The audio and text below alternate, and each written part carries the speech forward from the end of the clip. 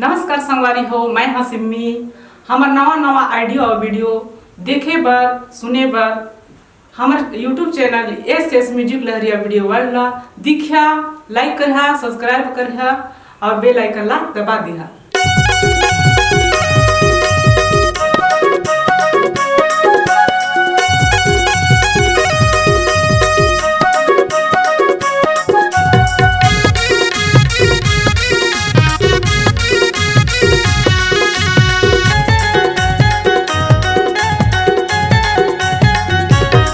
मोर नामा दुल्हनिया रे मोर तीर माया, मोर सोन चिड़ैया वो बछन तरसा।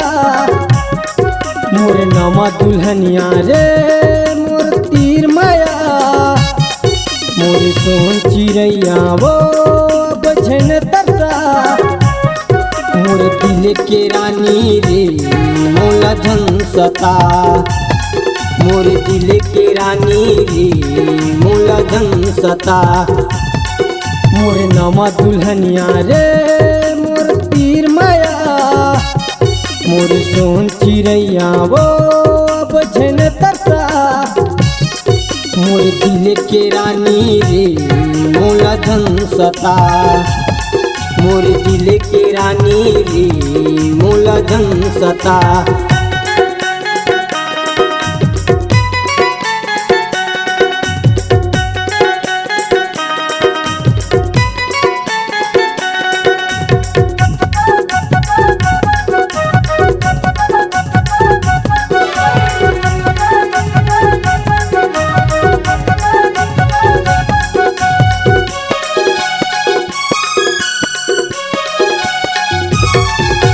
घर देखे लगे रानी बड़ा होता मुचमुचास।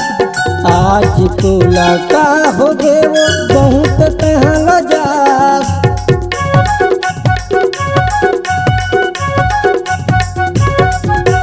घर देखे लगे रानी बड़ा होता मुचमुचास।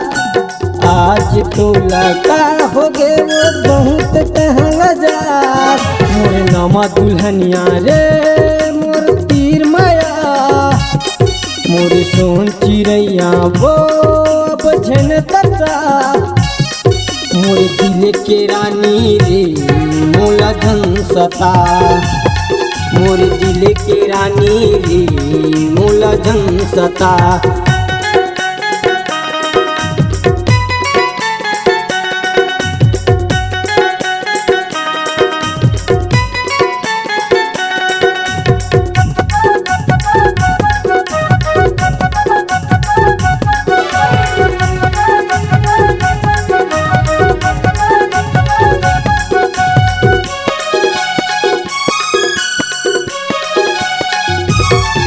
रामनवमी पर देख गे रानी अति माँ भमर परान।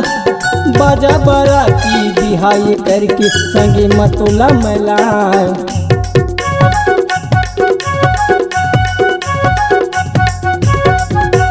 रामनवमी पर देख गे रानी अति माँ भमर परान।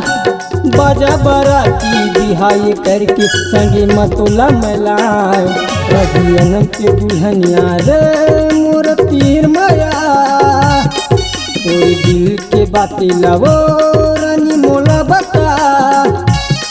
मोर दिल के रानी रे मोला झंसता, मोर दिल के रानी रे मोला झंसता।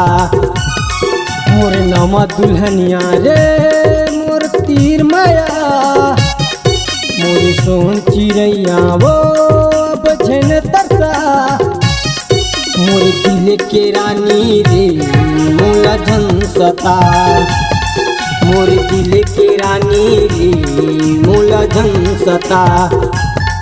मोर दिल के रानी रे मोला झंसता, मोर दिल के रानी रे मोला झंसता। मोर दिल के रानी रे मोला झंसता।